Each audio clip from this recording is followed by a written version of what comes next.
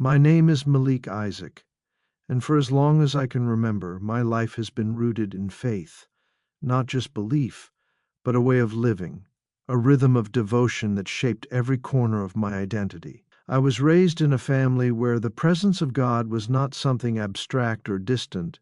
It was immediate. It was real. We breathed it, we lived it, and we revered it. Some of my earliest memories are of sitting beside my grandfather in the warm silence of early mornings, watching him pray.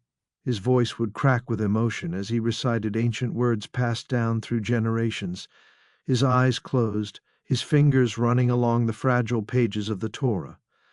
To me, he was a giant, not just in stature but in spirit. He carried the weight of centuries on his back, and yet his faith made him light.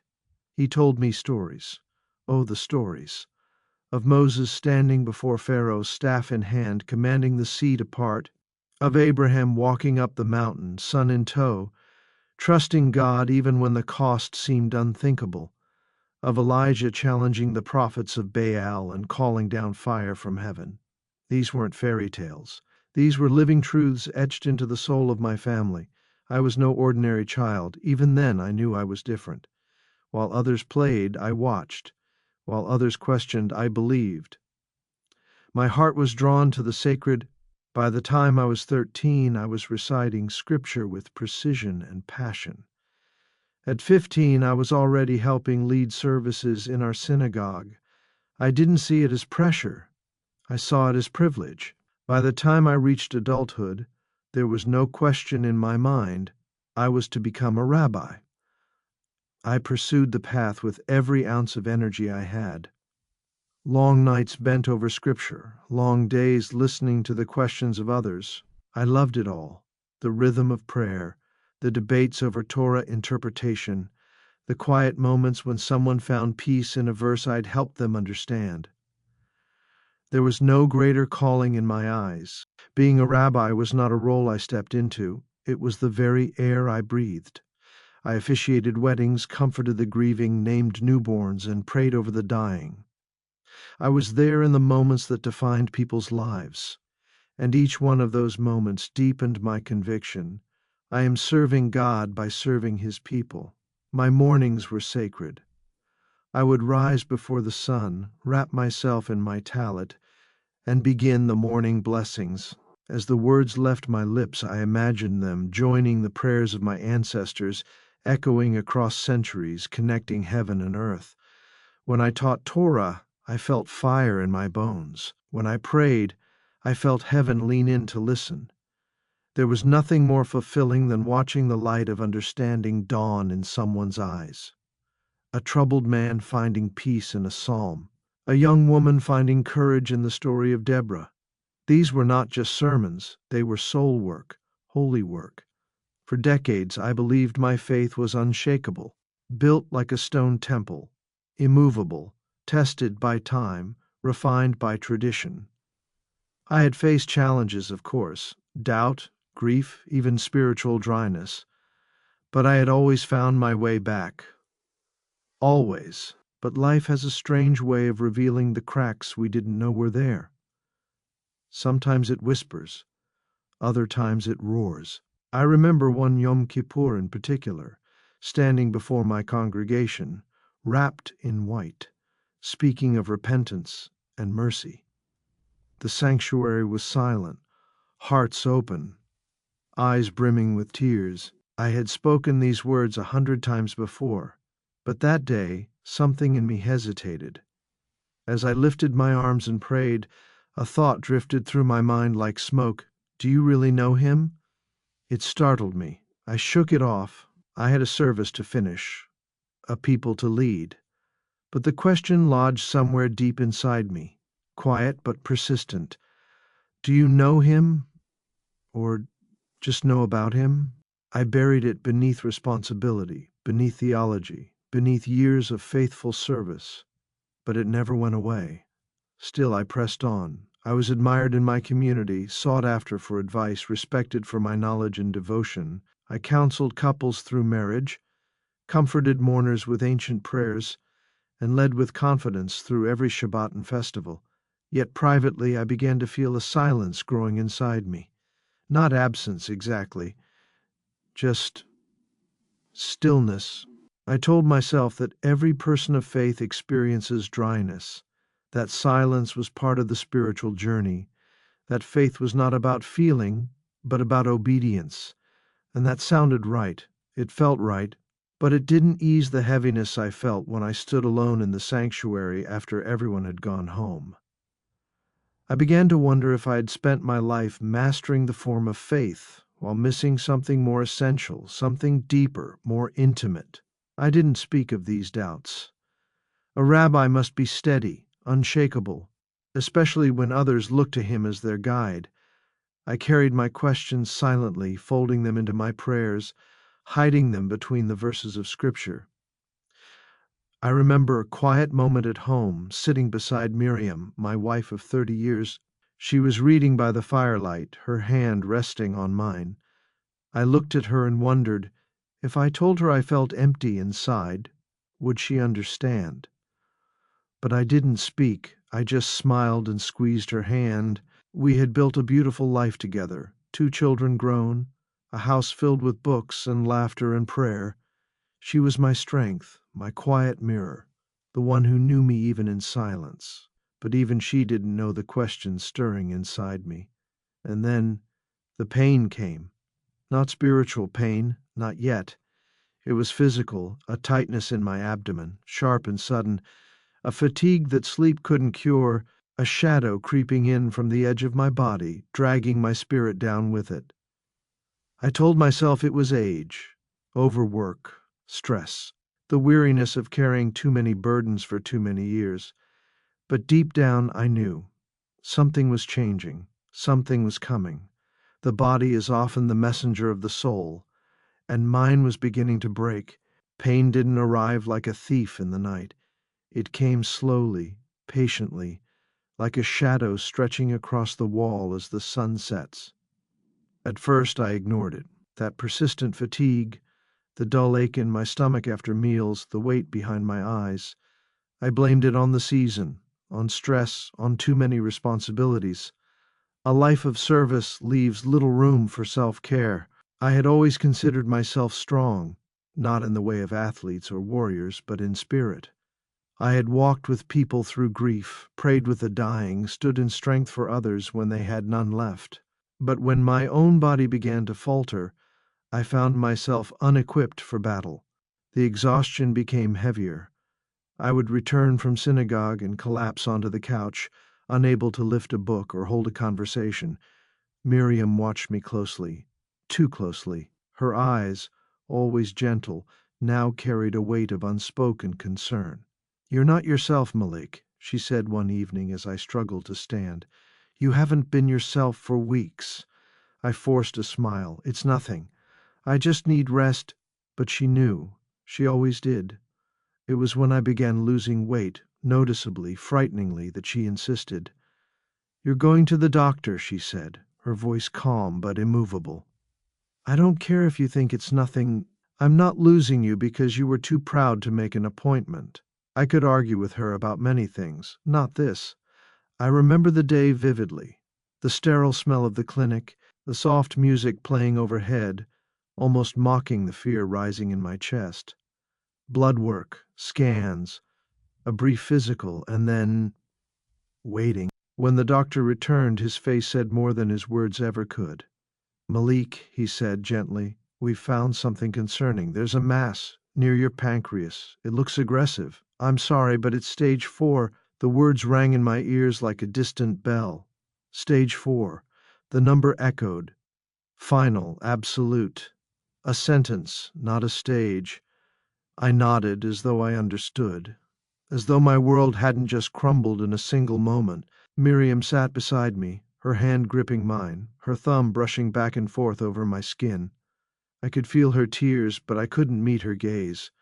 I was staring at the doctor's lips, watching them move, but I heard nothing else. We walked out of that office in silence, not because we had nothing to say, but because there were no words that could hold the weight of what we'd just heard. At home, I went straight to my study, closed the door, sat down on the floor with my back against the bookshelf. I didn't cry. I didn't scream. I just stared at the wall and felt the silence fall around me like a heavy cloak. I had preached faith in suffering. I had told others that God walks with us through the valley. I had quoted Job, Psalm 23, Isaiah 40, verses that had comforted countless others, but now they felt distant, like echoes from a language I no longer spoke. That night I lay beside Miriam in the dark, listening to her breathing, steady and shallow. I turned my face toward the ceiling and whispered, "Why?" No answer came. The treatments began quickly. Chemotherapy is a cruel savior. It promises a chance at life while stealing pieces of your dignity along the way. I lost my strength, my appetite, my hair, my energy. I would sit in the synagogue, trying to read from the Torah, only to find the letters blurring together, my hand too weak to lift the scroll. People began to notice. Some whispered prayers for me. Others offered awkward condolences, their eyes darting away when they saw the weight I had lost, the yellowish tint to my skin. My voice, once strong and commanding from the bima, became frail. I began shortening my sermons, then canceling them altogether. And yet every morning I still tried. I would wake before dawn, wrap myself in my tallit, and attempt to pray. The words came, but they were hollow, empty syllables tumbling out of a tired mouth. I no longer felt the connection that once lit my soul on fire. One morning I collapsed while trying to stand for the Amida. My knees buckled, and I hit the floor hard. Miriam ran in, her face stricken. She helped me up, her hands trembling. "You need to rest," she said. "I need to pray," I whispered, but I didn't know who I was praying to anymore. Was God still listening? Was he ever? The nights were the worst. When the world was quiet and the pain flared through my body like fire, I would lie in bed and wonder if I was being punished. Had I misunderstood God all along? Had I reduced him to rituals, to rules, to rote repetition? Had I made him smaller than he truly was? One night, unable to sleep, I slipped from bed and made my way to my study. I lit a single candle, opened the Torah, and stared at the pages. The words were familiar, but I couldn't feel them anymore. They were beautiful, yes, but they no longer fed me. I laid my hand on the page and closed my eyes. "Who are you?" I whispered. "Do I even know you?" It was the most honest prayer I had ever prayed, and it terrified me. Days blurred together. Treatments continued. My body weakened. My spirit followed. I stopped teaching. I stopped counseling. I stopped writing. I didn't stop believing, but I no longer knew what I believed in. Miriam remained steady. She never left my side. She cooked, cleaned, prayed for me when I couldn't. She whispered the Psalms over me while I slept, and though I rarely said it, her presence kept me alive. Then came the night everything changed. I had just returned from a particularly brutal round of chemotherapy. I could barely walk. My skin was gray, my breath shallow. I sank into my chair and closed my eyes, the pain in my stomach unbearable. Then came the tightness in my chest. Not the familiar discomfort, something sharper, more final. I tried to call out for Miriam, but the words stuck in my throat. My vision blurred. My body felt heavy, and then nothing. No more pain, no more breath, only silence, and then light. But that, my friend, is a story for another chapter. I always imagined that death would come like a storm, loud, final, impossible to ignore. But when it arrived for me, it came gently. One moment I was drowning in pain, every breath a battle. The next there was silence. Not emptiness, silence. Deep, vast, peaceful. I no longer felt the weight of my body, the grip of the sickness, the tightness in my chest. Everything I had known as me was suddenly not. At first I didn't understand what had happened. I felt weightless, unanchored, like a feather drifting in a wind I couldn't see. Then I opened my eyes, if you could call them that, and found myself floating above my body. I saw myself slumped in the chair, my skin pale, my limbs limp, my chest still. Miriam knelt beside me, her face twisted in panic, crying out my name. Her hands were shaking me, desperately trying to bring me back. My children ran into the room, their faces pale with terror. The sound of their voices cut through the air, frantic, broken. And yet, I felt none of it. I watched it all with a strange detachment. Not coldness, just peace. There was no fear, no sorrow, just an overwhelming stillness. I tried to speak. "Miriam, I'm here." But no sound escaped. I reached for her, but my hand passed right through her body like mist. The realization hit me like a wave. I was no longer tethered to the world I had known. The paramedics arrived moments later. Their movements were urgent, mechanical. "Defibrillator pads," shouted orders, the rhythmic beeping of machines being readied. But to me, it was all background noise, muffled, distant, like echoes through glass. I hovered above it all, a silent observer of the life I had just left. And then everything changed. The room began to brighten, not from the ceiling lights or emergency equipment. This light came from somewhere else, somewhere beyond. It started as a flicker, a faint shimmer at the edge of my awareness. Then it grew, soft, golden, alive. I was being drawn to it, not pulled by force, but invited. It was warmth, love, truth. It felt like coming home after a lifetime of exile. I drifted toward it, and as I did, the sounds of the world, the weeping, the shouting, the beeping, faded into a low hum. The light wrapped around me like a warm blanket, and for the first time in months I felt no pain, not even the memory of it, only peace. But this peace wasn't empty. It was full, alive, intelligent, sacred. Then I heard them. Voices. Familiar, ancient, unmistakable. One was my mother, her lullabies from my childhood, sweet and soothing, a melody I hadn't remembered in decades. Another was my father, reciting the Shema in his deep, deliberate voice, the same way he had when I was a boy kneeling beside his bed. The sound of their voices stirred something deep inside me, a longing I couldn't name.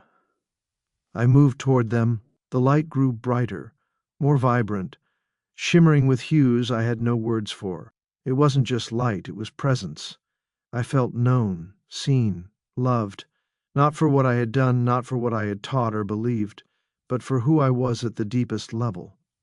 Time didn't seem to exist here, or if it did, it had bent to make room for something more eternal. And just as I began to surrender fully, ready to step into the unknown embrace ahead, everything shifted again. The light began to change, its warmth dimming, its serenity replaced by a growing tension. A chill entered the air, not cold in temperature, but cold in spirit. The voices of my parents faded. The peace cracked. I stopped. Darkness, subtle at first, began to creep in around the edges of the light. Not a physical darkness, but a spiritual one. I felt it before I saw it, a gnawing, a dread, a grief. And then I heard the cries. Faint at first, then louder, then unbearable. Voices, many, countless, moaning in pain, weeping, begging. I turned toward the sound, and what I saw made my soul tremble. Figures, shapes, faces contorted in anguish. Men, women, even children, reaching out, clawing at the air, screaming without words. Their suffering wasn't just visual. I felt it deep inside my being, like their despair had passed through the barrier of my soul. I couldn't move, couldn't speak. I wanted to help them, to pray, to cry out for mercy. But I couldn't. I had spent my life speaking of God's justice and compassion. But here in this place, that theology felt small, insufficient. I tried to cry out, to recite even the simplest prayer, Baruch atah Adonai. But the words evaporated in the presence of such sorrow. What is this place? Why am I seeing this? Who are these people? And then, Slicing through the chaos like thunder through a storm, I heard a voice, deep, resonant, not loud, but impossible to ignore. Malik. It spoke my name. The voice wasn't angry. It wasn't comforting either. It was pure authority. Everything stopped. The cries faded. The darkness paused. Only the voice remained. Malik, it said again, calm but commanding. I turned, if turning is what you could call it, and faced the source, but I couldn't see it yet, only feel it. Power, presence, truth. The air around me thickened. Not in fear, but in reverence. The voice asked, "Who is God?" The question struck me like lightning. Who is God? I, Malik Isaac, who had studied Scripture for decades, taught it, lived it, recited it, could not speak. I should have had the answer. But in that moment I realized I had known about him. But had I known him? The question echoed, not just in the space around me, but inside me. Have you truly known me? I trembled. Because the honest answer terrified me. No more ritual, no more theology. Just the raw, burning truth. Had I truly known the one I claimed to serve? Who is God? The voice echoed within me, not merely in sound, but in meaning, like a question that lived in my very bones, one I had been avoiding my entire life. I stood, if standing is even the right word, in the heart of that question, surrounded by silence so thick it vibrated with presence. My mind raced, grasping for answers I had preached, taught, recited. God is one. God is holy. God is the creator, the sustainer, the judge, the redeemer. I had said these words countless times, but now, stripped of my body, my title, and my defenses, they felt like straw in the wind. "Have you truly known me?" the voice asked again. I opened my mouth to respond, but nothing came out. The question wasn't asking for information. It was asking for relationship. Had I truly known God? Had I loved him as he was, or only as I had been taught to imagine him? The silence returned, pregnant with mystery. And then the darkness around me began to shift, not with fear, but with revelation. It was as if the very fabric of time began to thin, and what unfolded next was not a vision outside of me, but one that bloomed within.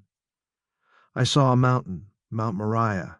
A father stood there, hand trembling, ready to offer his only son. I recognized the story immediately, Abraham and Isaac. I felt the weight of his obedience, the holy terror, the hope that God would provide. The vision shifted. Moses on Sinai, the fire and thunder surrounding him, the stone tablets glowing with divine fire, the voice of God booming, "I am the Lord your God." Then again a shift. Elijah hiding in a cave, broken by despair, and yet God came not in wind or fire or quake, but in a whisper. I had lived in these stories. They were my spiritual lineage. But then the vision changed drastically. A man appeared.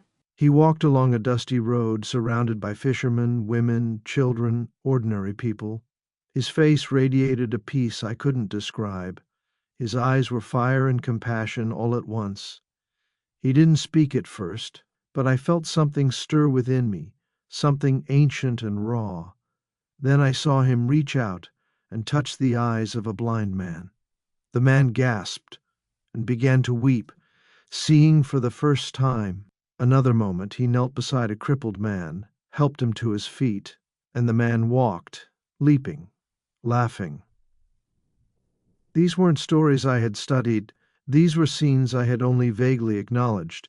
Christian stories, stories I had always viewed from a distance, with cautious skepticism. But here they played out with such vivid reality I could feel them.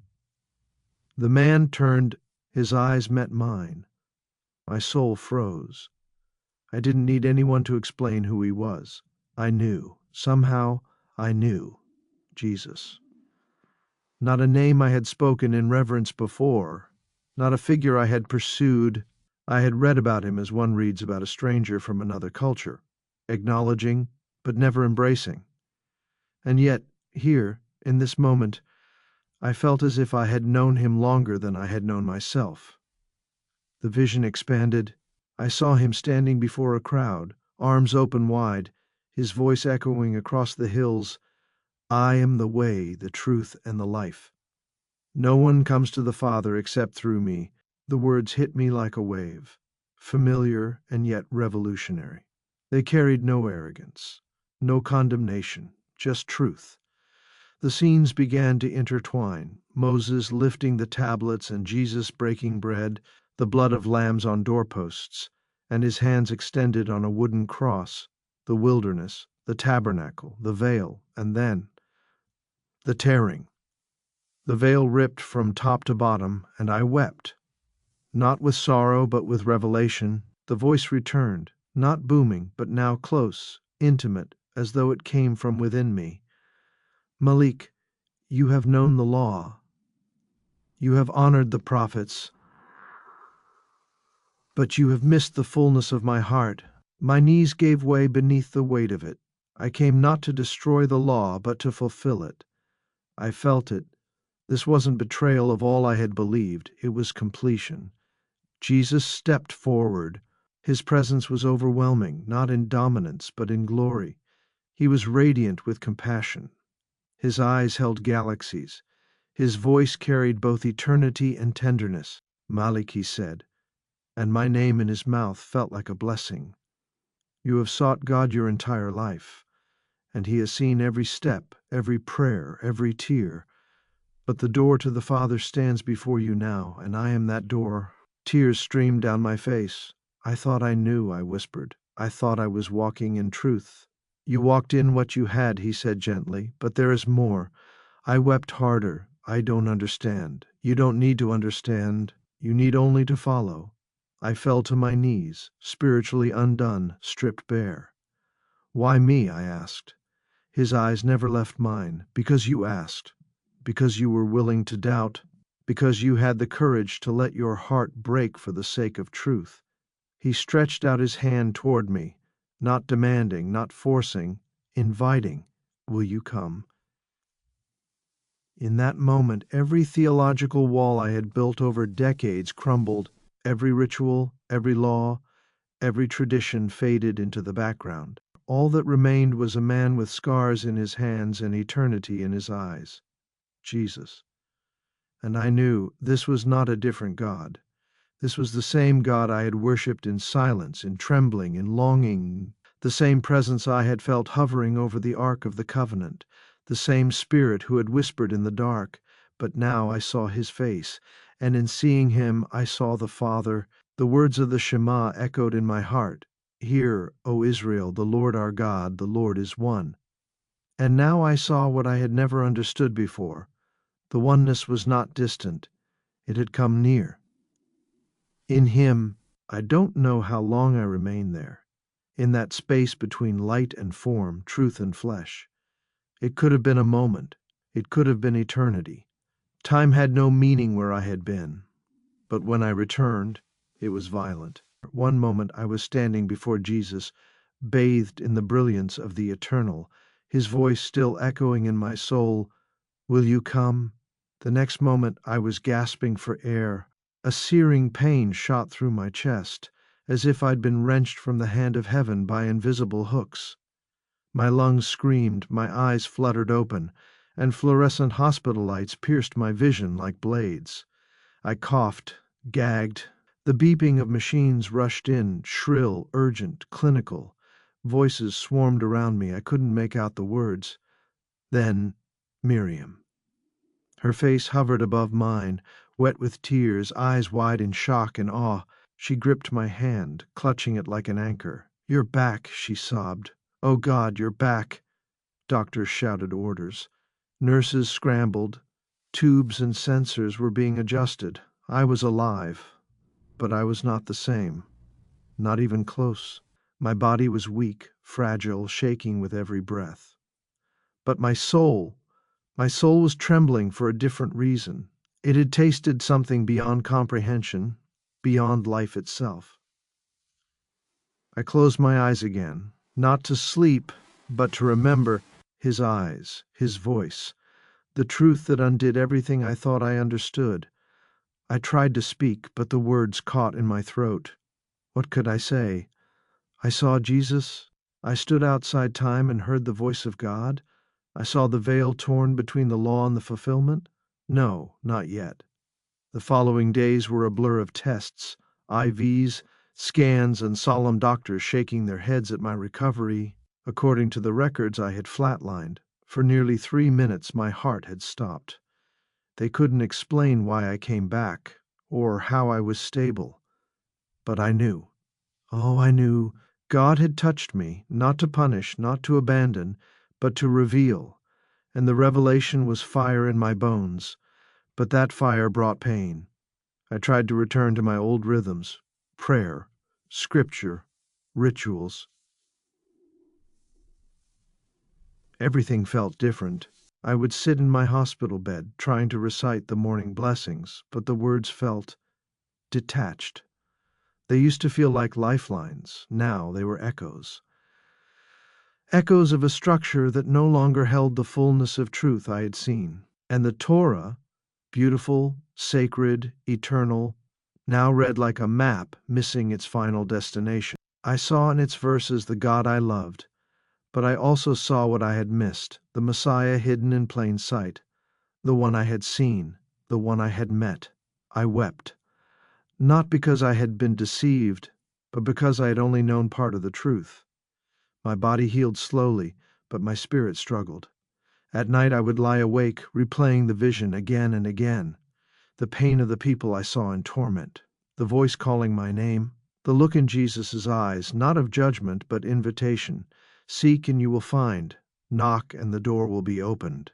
These words looped endlessly in my mind, whispering through my thoughts like wind through leaves. One evening, after Miriam had gone home to rest and the nurses left me alone, I stared out the hospital window. The sun was setting, casting the sky in a blaze of orange and gold, and I asked aloud, "What do I do now?" No answer came in thunder or light, but I felt something inside me shift, like a door creaking open. I was discharged a week later. My congregation welcomed me with open arms. They called it a miracle, said prayers of thanksgiving. Some wept, others praised God for sparing me, but I could barely look them in the eyes. How could I stand before them and preach as I had before?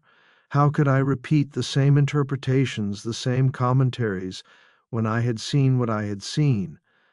I avoided sermons. I deferred questions. I retreated into myself. Miriam noticed. Of course she did. "You haven't been the same," she said one morning over tea, "even beyond the illness. It's like part of you is elsewhere."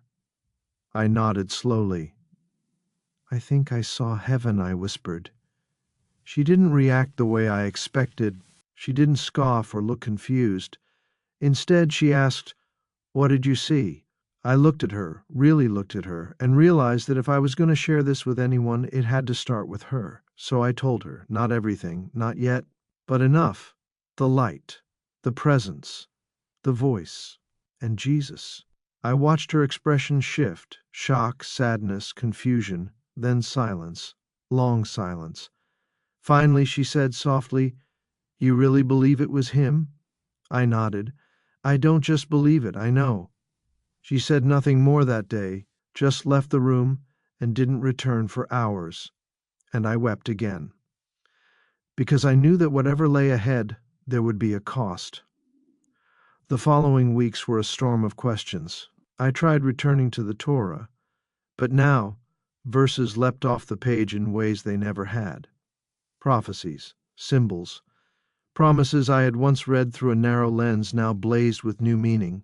He was despised and rejected by men. By his wounds we are healed. A shoot will come up from the stump of Jesse. It was like my soul had been given new eyes. And yet I felt torn. How could I betray the faith of my ancestors? How could I turn my back on the people who had trusted me, leaned on me, followed me? But was it betrayal, or was it fulfillment? I didn't have answers, only fire, only hunger. One evening, unable to bear the weight any longer, I left the house and walked. No destination, just feet on pavement, heart on fire. Then I saw it, a small church at the edge of town. Warm light glowed through stained glass. Inside I heard the sound of quiet singing. Nothing grand, nothing polished. Just voices raw and honest. I hesitated. Everything in me screamed, "You don't belong here." But something deeper whispered, "You've already been here, in spirit." I stepped inside. An older man greeted me, dressed simply, his smile soft and sincere. "Welcome," he said. I nodded, unsure what to say. He led me to a seat near the back. I sat, listened, breathed, and wept. There are moments in life that break you, and then there are moments that awaken you. That night in the church was both. I sat at the back, unnoticed by most, and listened to voices rise like incense. Simple, untrained, full of longing. The words were foreign, yet familiar. Something in them stirred what I had experienced in the light, not religion, but relationship. After the songs faded, the man who greeted me earlier stood up to speak. He opened a Bible, a New Testament, and began to read from the book of John. "In the beginning was the Word, and the Word was with God, and the Word was God. And the Word became flesh and dwelt among us." His voice was steady, no theatrics, no pressure, just reverence. And as I sat there, something broke open inside me. A heat began to rise in my chest. Not anxiety, not fear, fire. It wasn't consuming, it was clarifying. I closed my eyes and remembered the voice, the presence, the invitation. And I knew this was the same God I had always loved. After the service, the man approached me again.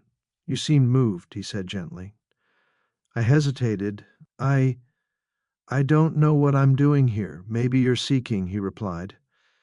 He introduced himself as Pastor Thomas.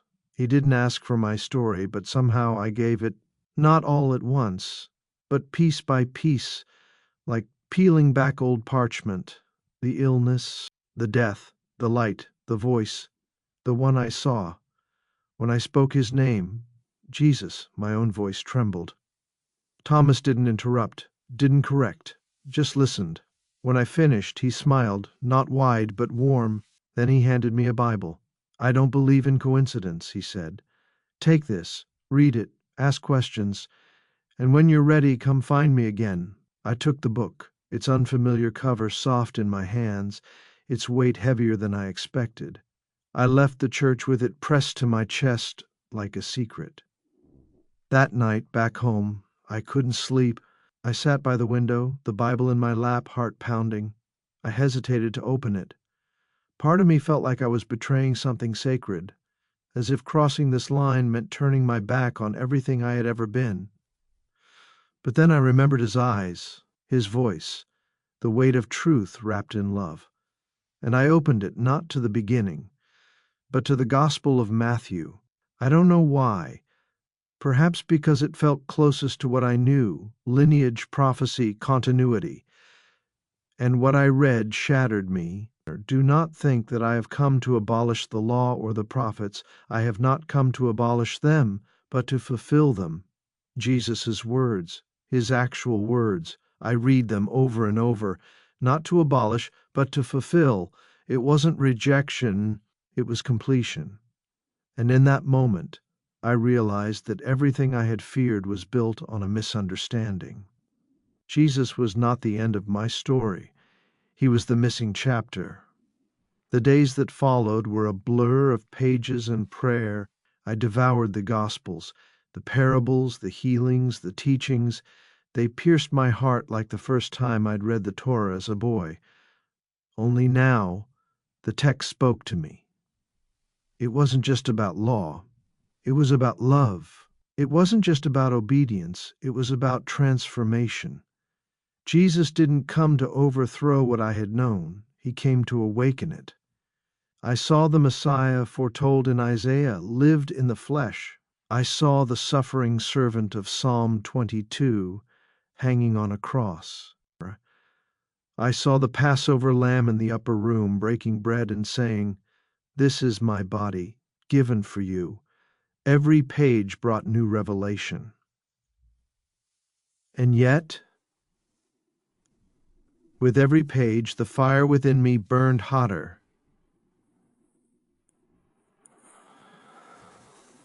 I knew the cost. To follow this Jesus was to lose everything I had built, my role, my community, my family's trust, possibly even my marriage.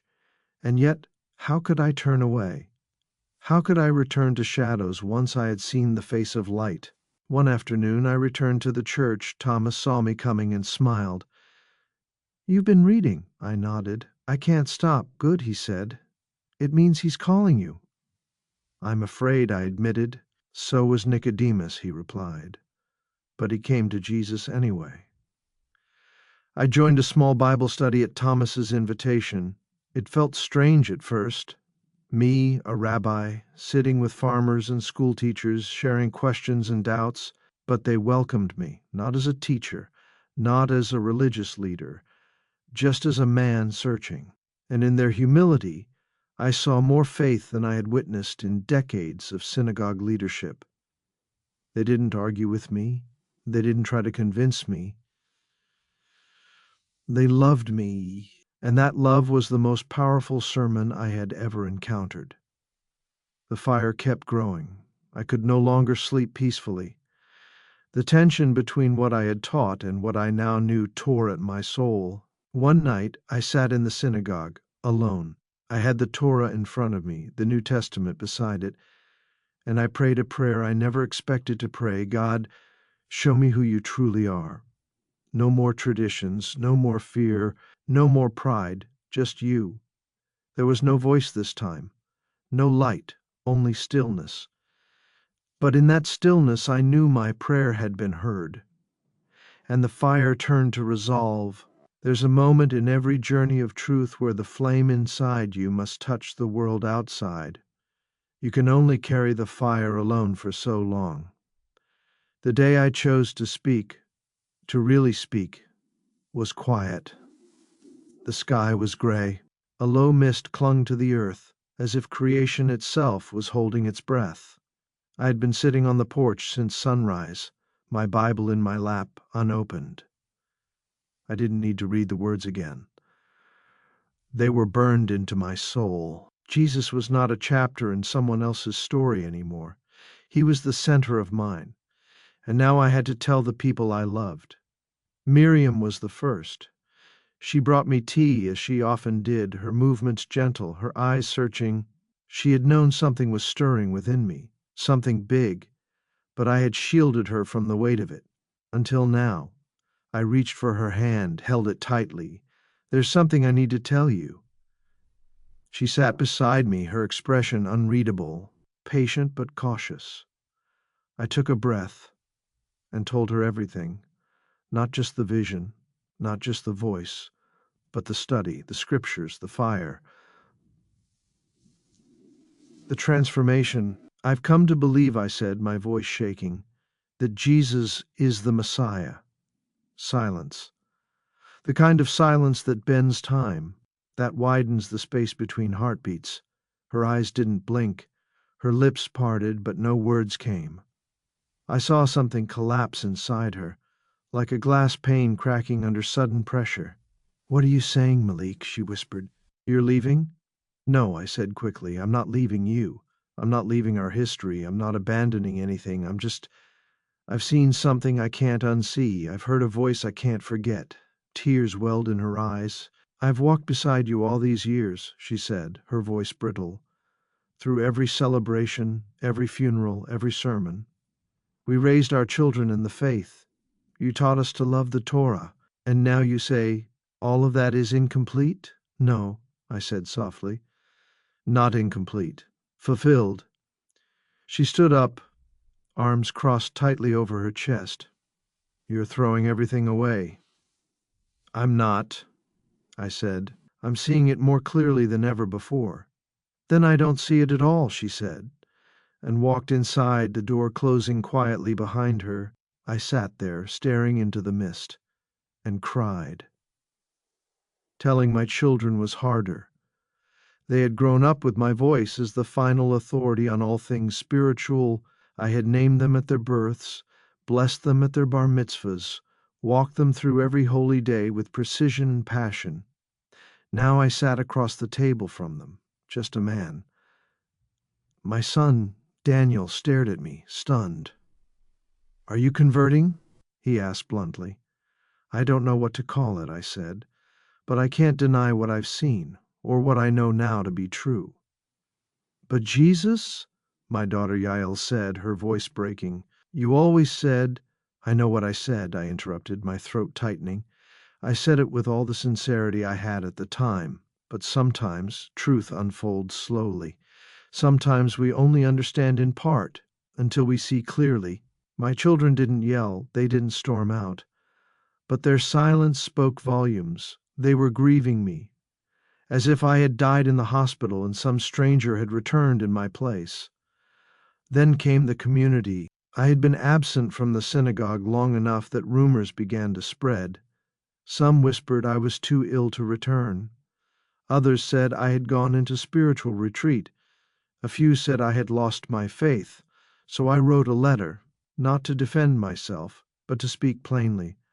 I spoke of the illness, of the near-death experience, of the vision, and of the one who stood at the center of it all. I wrote of Jesus, and I sent it to the Leadership Council. 3 days later, I was asked to meet with them. I arrived early, sat in the hallway, heart pounding. When they finally brought me in, the room was quiet, stern, formal. 5 men I had known for decades sat behind a long table, my closest friend among them. His eyes met mine for only a moment. "Malik," the eldest began, "we've read your letter. It is difficult to comprehend." I nodded. "I understand." "Are you aware," another asked, "that this borders on heresy?" "I am aware," I said, "but I also know what I saw. I know the voice I heard, and I know the scriptures. I've been reading the prophets again, and I see him now in every page." There was a long silence. Then my friend finally spoke. "We love you, Malik. But we can't allow this. We can't allow someone in leadership to promote teachings that go against the very foundation of our faith." I nodded slowly. Then I stepped down. It was over.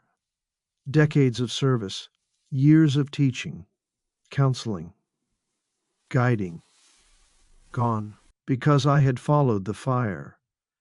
I walked home that evening with the wind biting through my coat. The streets felt unfamiliar, like I had returned to a world I no longer belonged to. When I stepped through the door, Miriam didn't look up from her chair. "Did they remove you?" I nodded. She said nothing, but I could hear her crying when I went to bed. The days that followed were lonely. My phone stopped ringing. My inbox stayed empty. My world, once so full, was quiet. But the fire didn't fade. If anything, it grew stronger. I kept reading, kept praying, kept meeting with Pastor Thomas in secret. He never pressured me, never told me what to do. He simply reminded me of the words Jesus had spoken: "Anyone who would follow me must take up his cross." I now understood what that meant. It didn't always look like martyrdom or suffering, or sometimes it looked like losing everything you once called home, and yet I had never felt more alive, not in body. I was still weak, fragile, but in spirit I burned. I wasn't chasing belief anymore. I was being consumed by truth, and even though I stood alone, I stood in peace, because I knew I had not left God. I had finally found him. They don't tell you how quiet life becomes when you choose the narrow path. The silence that once tormented me in my hospital room had returned, but now it carried a different tone. It wasn't absence. It wasn't abandonment. It was something deeper, something sacred, solitude. My days no longer revolved around synagogue schedules or meetings with congregants. The routines of leadership had been stripped away. I woke not to responsibilities, but to stillness.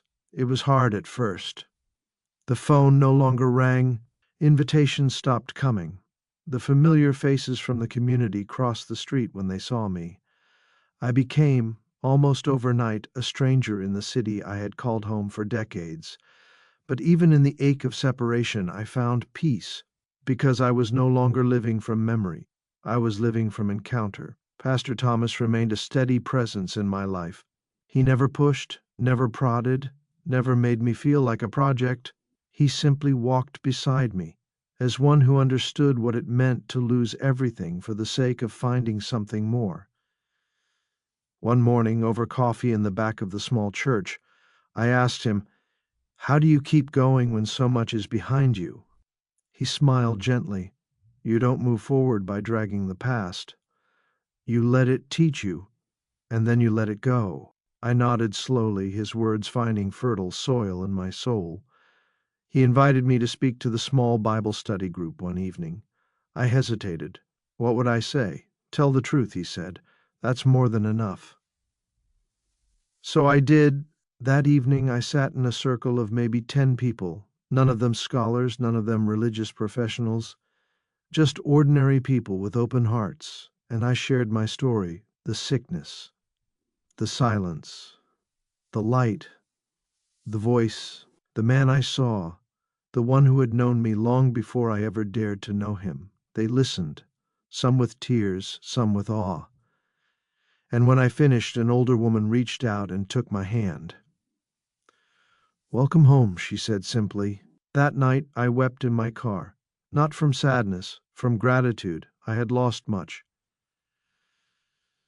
I had found a new kind of family, one that wasn't bound by ethnicity, tradition, or theology. It was bound by love. Reading the Bible became my daily bread. The Psalms still spoke to me, but now I read them through a new lens, one of fulfilled hope. The Gospels became more familiar than any rabbinic commentary I had ever studied.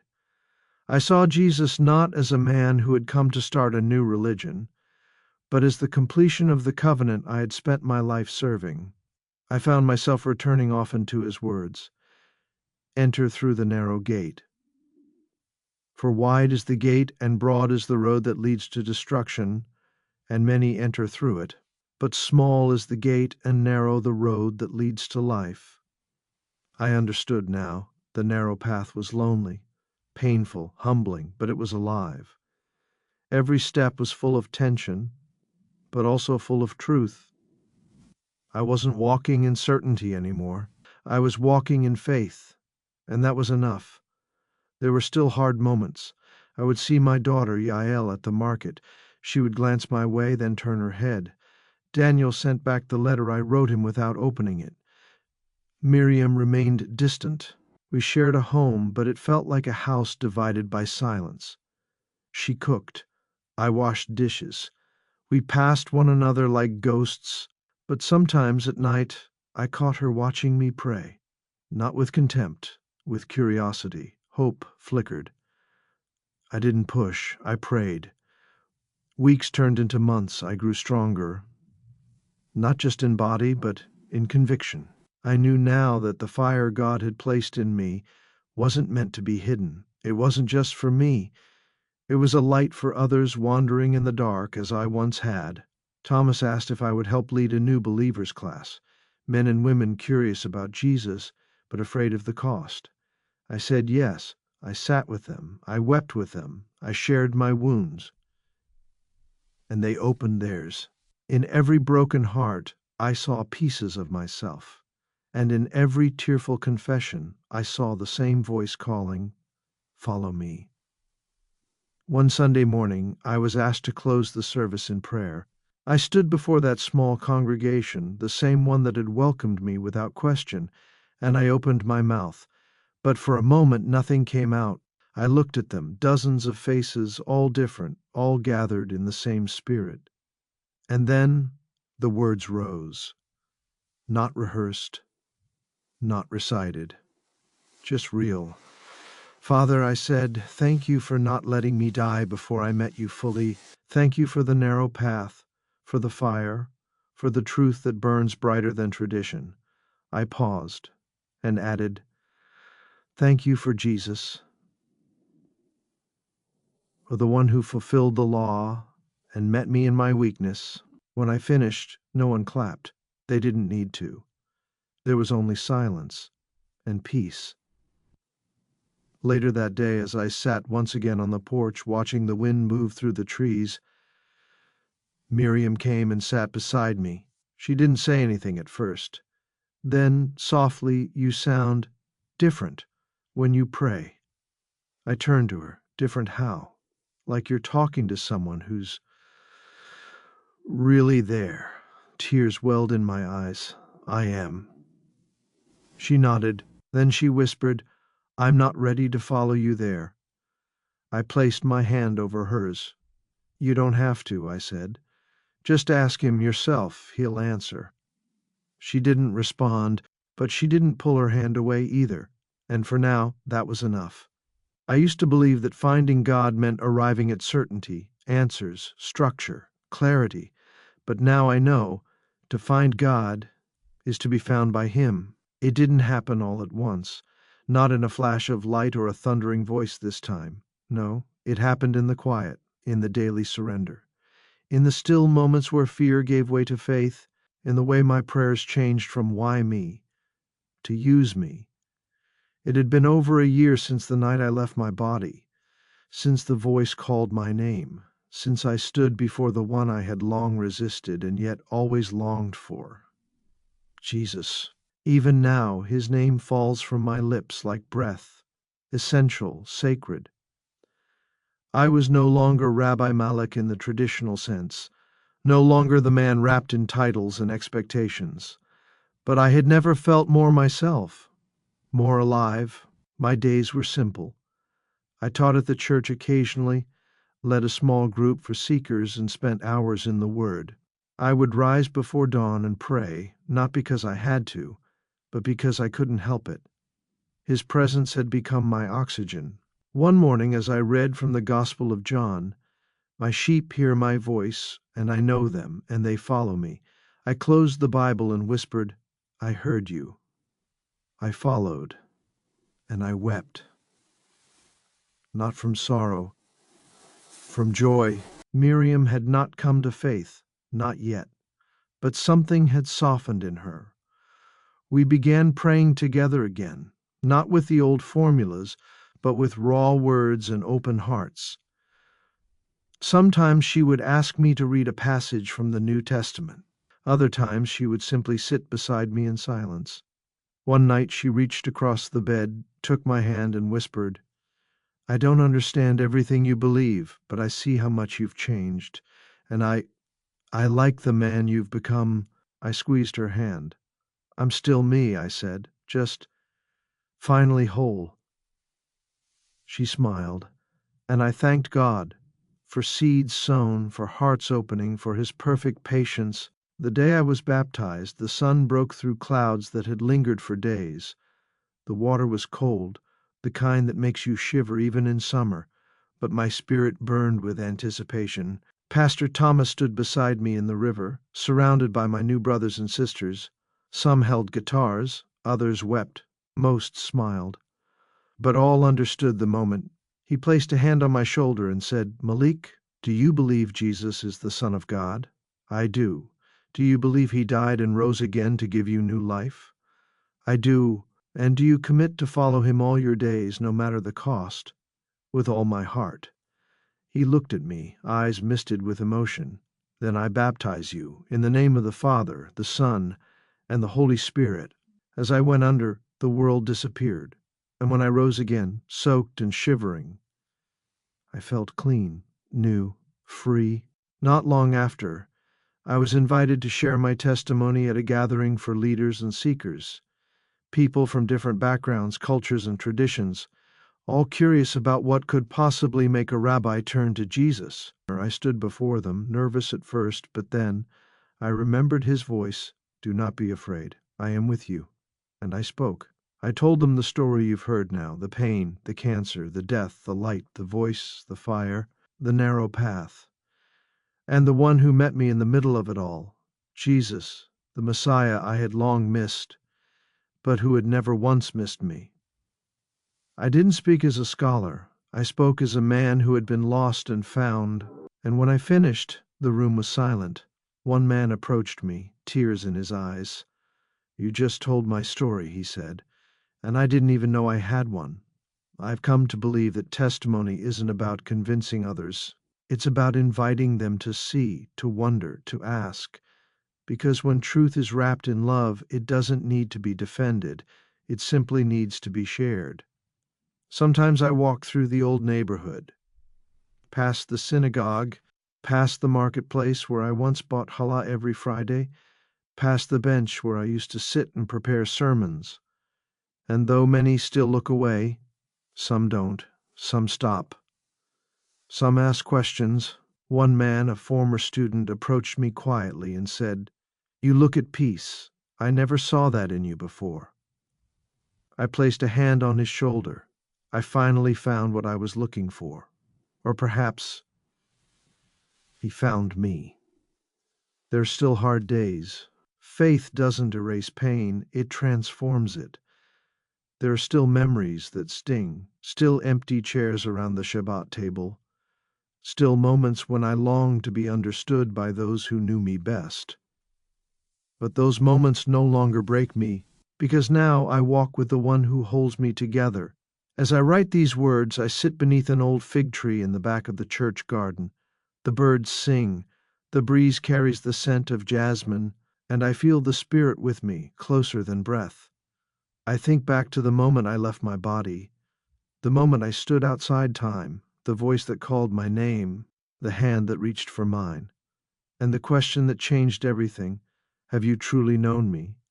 Now I can answer, yes, yes, Lord, I know you now, and I am yours, forever